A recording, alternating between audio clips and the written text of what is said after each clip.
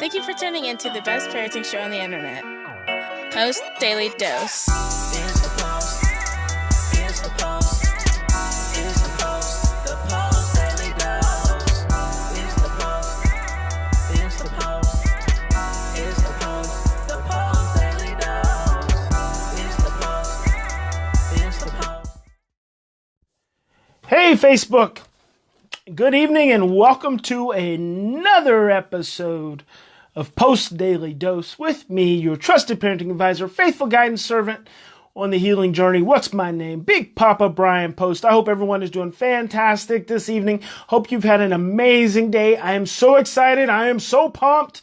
We are digging into the parenting matrix tomorrow.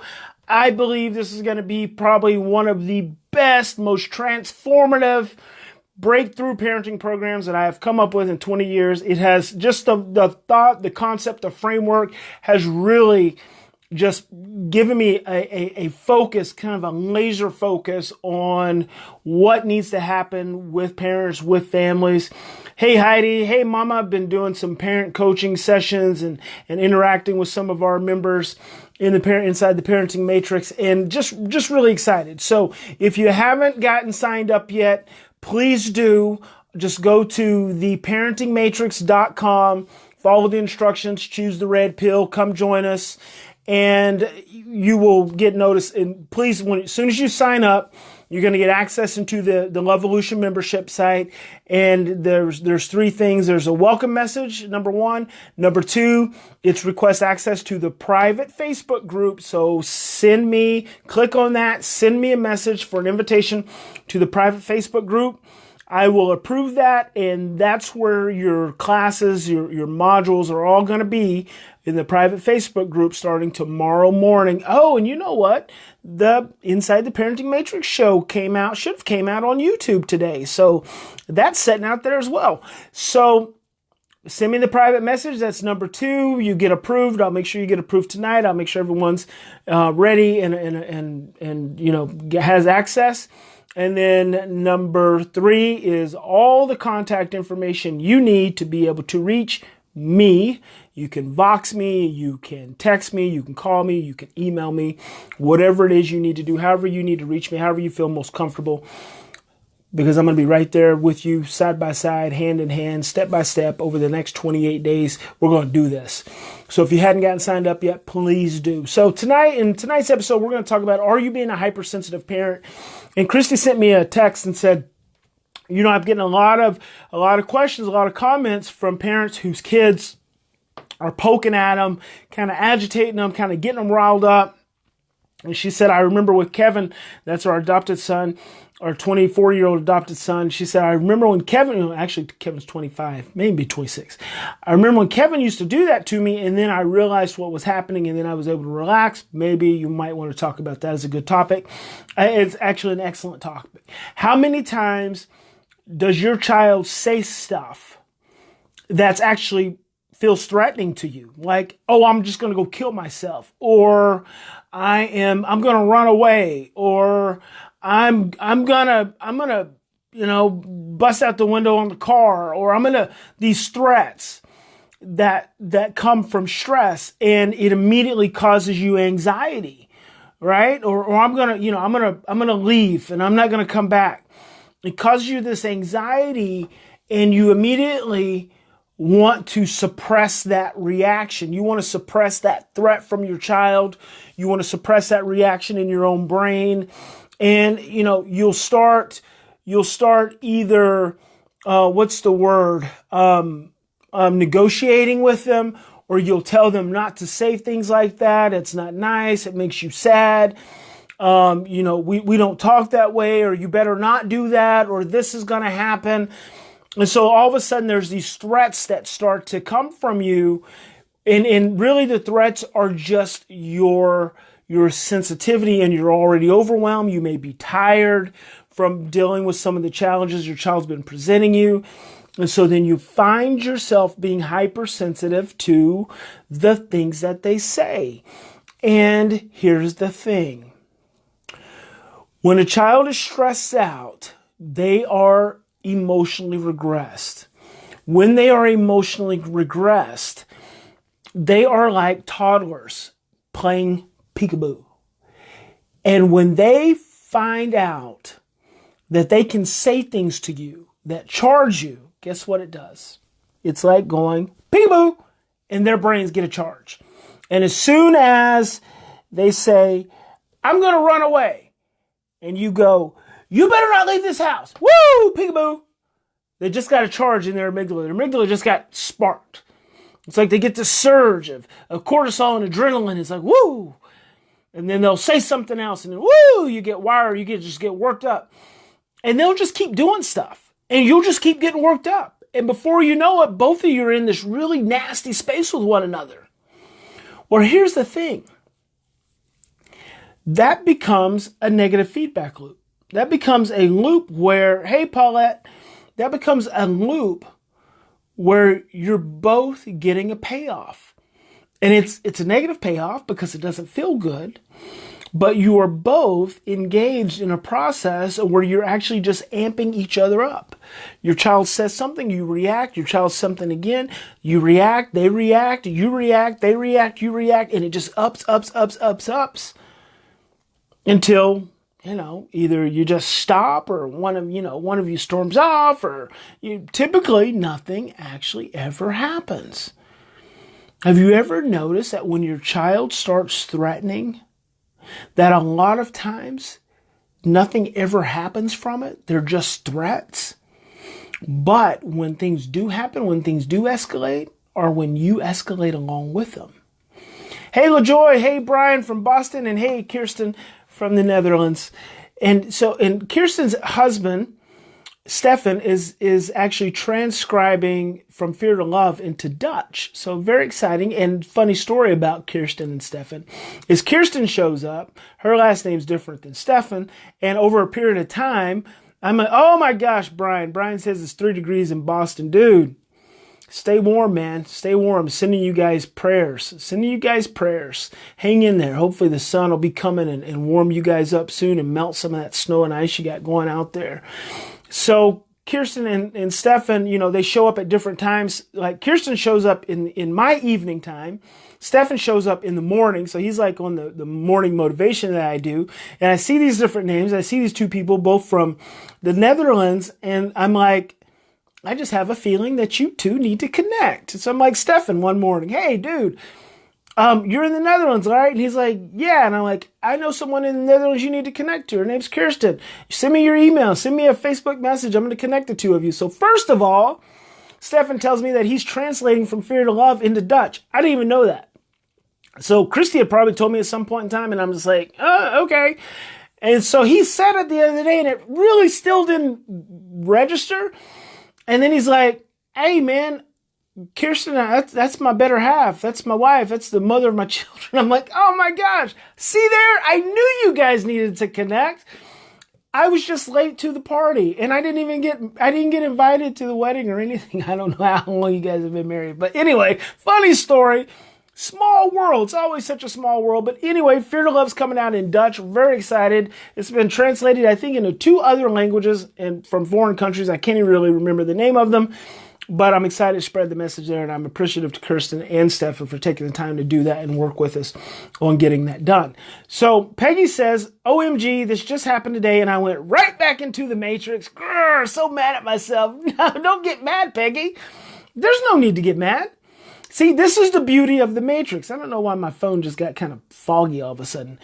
This is the beauty of the Matrix. When you understand the way the Matrix operates, and you start to pull yourself out of it slowly but surely, you have to also honor and understand that you've been parenting a certain way for generations. All right? And these are not only the generations of how long you've, like 4 generations for me.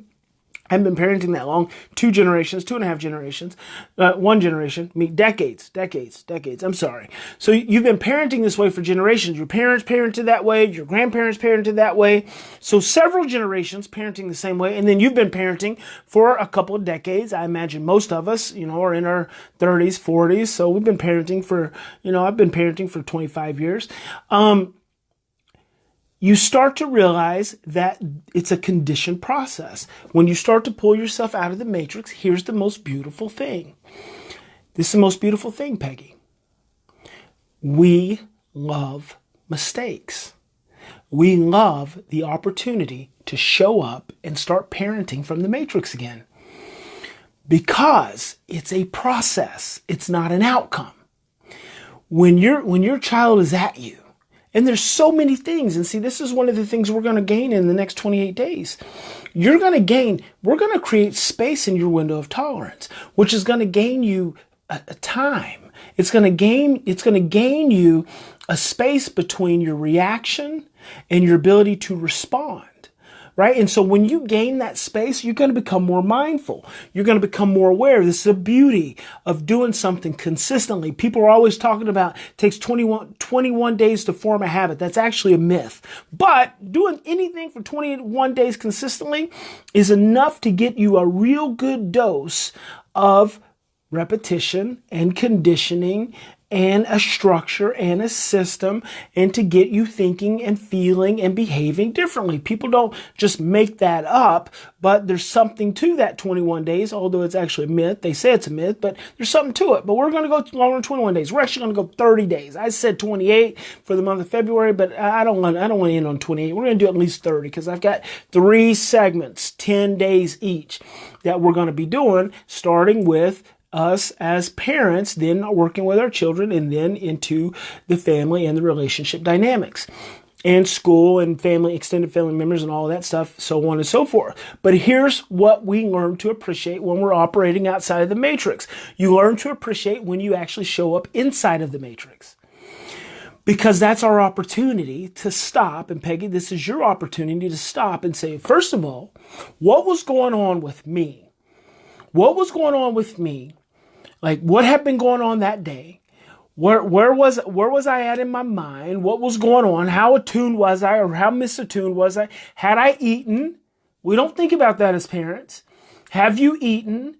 Have you had any downtime? Have you had a nap? Maybe you're tired. What time did you wake up? Are you cold? Are you worried about someone or something? Is there some pressing deadline at work? So there's all these different sensory experiences that we deal with as parents that we're not mindful of. And so then an episode occurs, and then we revert back to matrix style parenting. And then we get upset with ourselves. I don't want you to get upset with yourself anymore, because that's a judgment. I don't want you to judge yourself. In any given situation, we're doing the best that we can, and we're going to continue operating from inside the matrix until we get outside of it. The reason you're going to stop judging yourself is because every time you do something inside the matrix that it's so awesome that you just said, I went right back into the matrix. That's fantastic, because you're like, oh, here's an awareness. Here's an awareness. And that's like the first step. And then you're going to go from that awareness, you're going to go to a deeper understanding. You're going to do what I'm telling you to do right now. What was going on with me? Number 1. And then I'm going to say, what was going on with my child? Number 2. Now let's look at the overall experience. Number 3. Now, number 4, what could I have done differently? What's one thing I could have done differently? What's the second thing I could have done differently? At what point could I have done it differently? See, a lot of times we don't think about that. You've heard me talking about the A to Z principle. The process dictates the outcome. You can't get to X, Y, Z without going through A, B, C, D, E, F, G, all the way through the alphabet. And a lot of times in a fear-based society inside of the matrix, we operate right into the limited perspective of X, Y, Z. Right? When you move outside of the matrix, you realize that you start with A, and there are all these different points along the way that actually influence X, Y, and Z.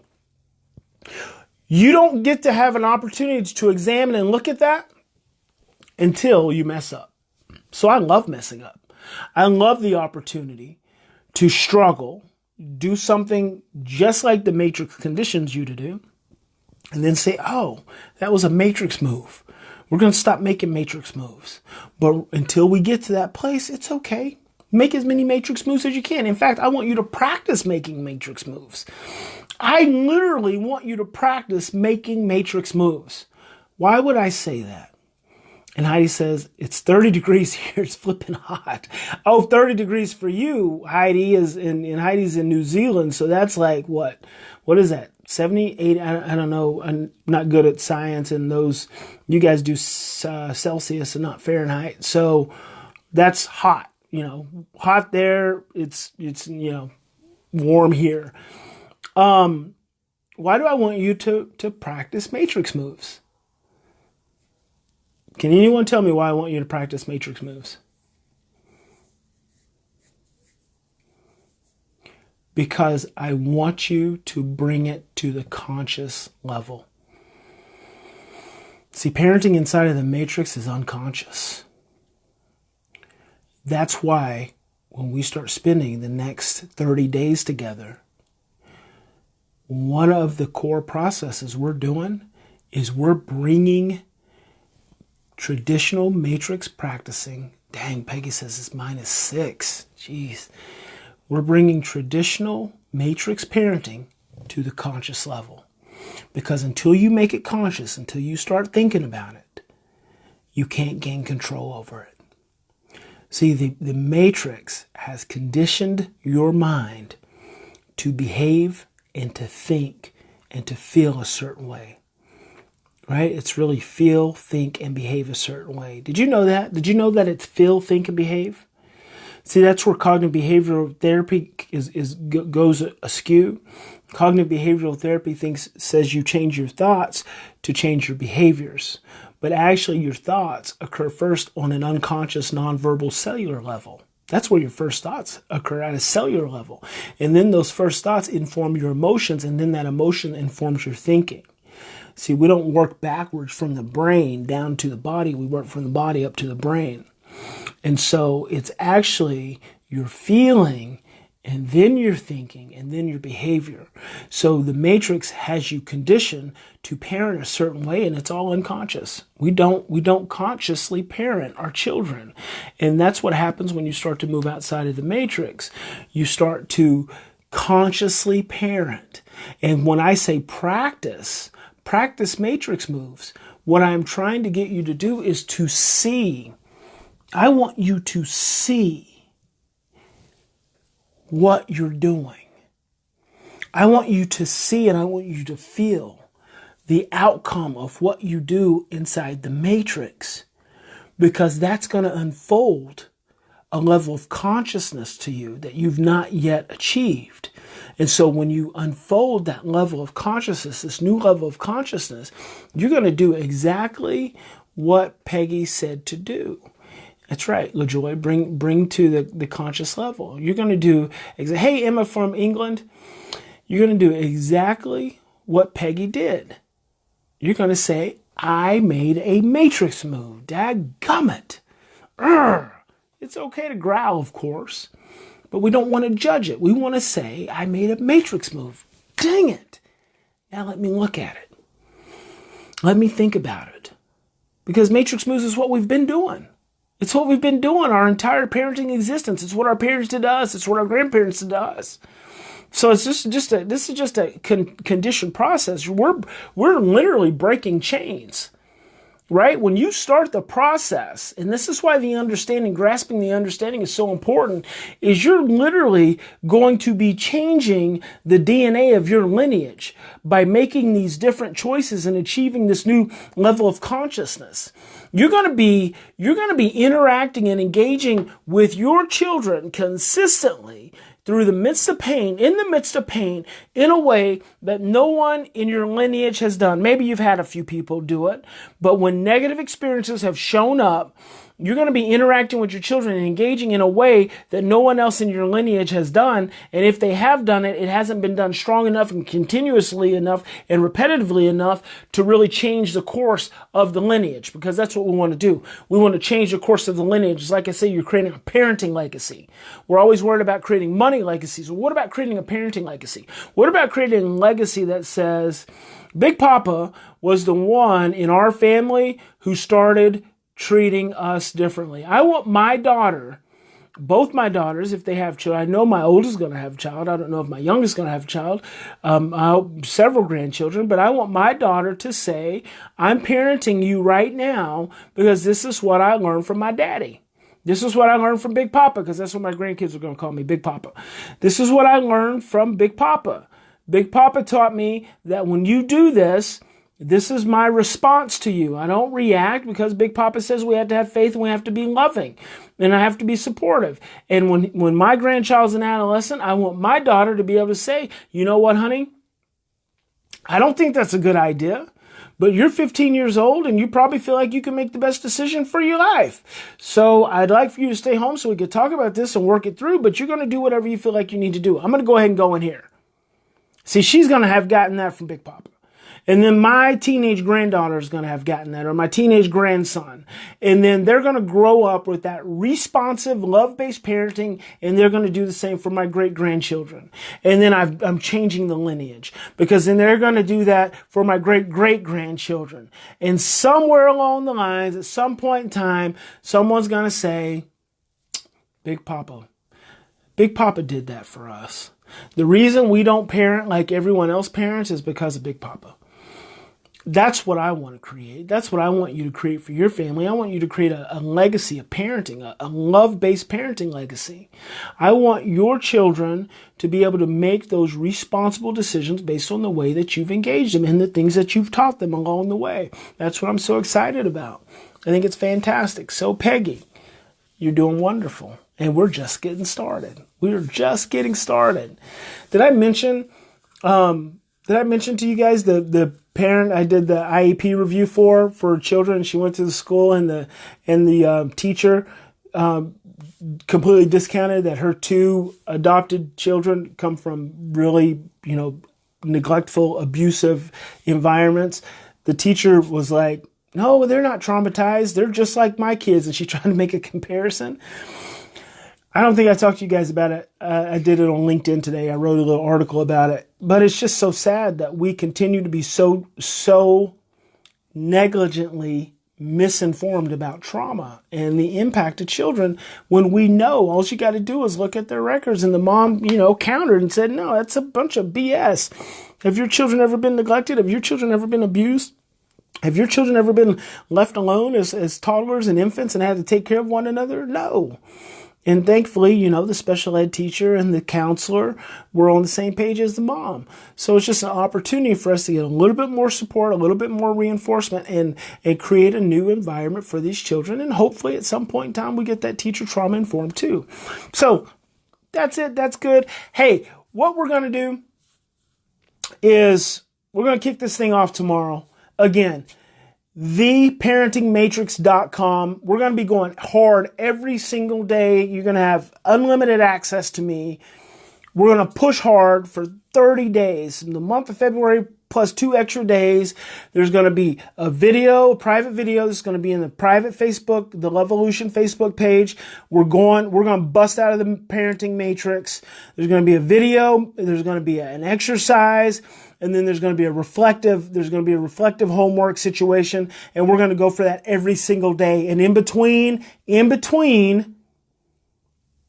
going to be able to reach out to me and get my feedback and support and inspiration all along the way, every single day. All you got to do to join us is just go to theparentingmatrix.com. Let's break out of the parenting matrix. So that's good. God bless each and every one of you. Thank you for being here. Big Papa loves you. Please, if you enjoy the information, the best reinforcement you can give to me, the best gift that you can give to me, in addition to your attention and your time and your follow through with your children, is when you like and share these videos, because we want to keep growing the Post+Institute. We want to keep growing the Lovolution. We want to keep growing the parenting matrix protocols, and we want to impact the world. And we can only do that if you and I work together. So please like, share, comment, pass it on.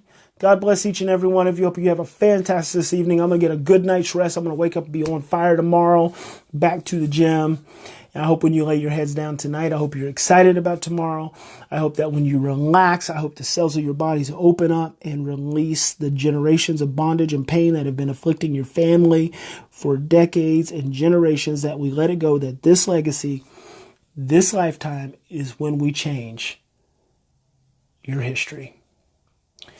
Wake up in the morning restored, refreshed, renewed, and re-energized, and ready to make Friday fabulous. God bless you. I love you. We'll see you tomorrow.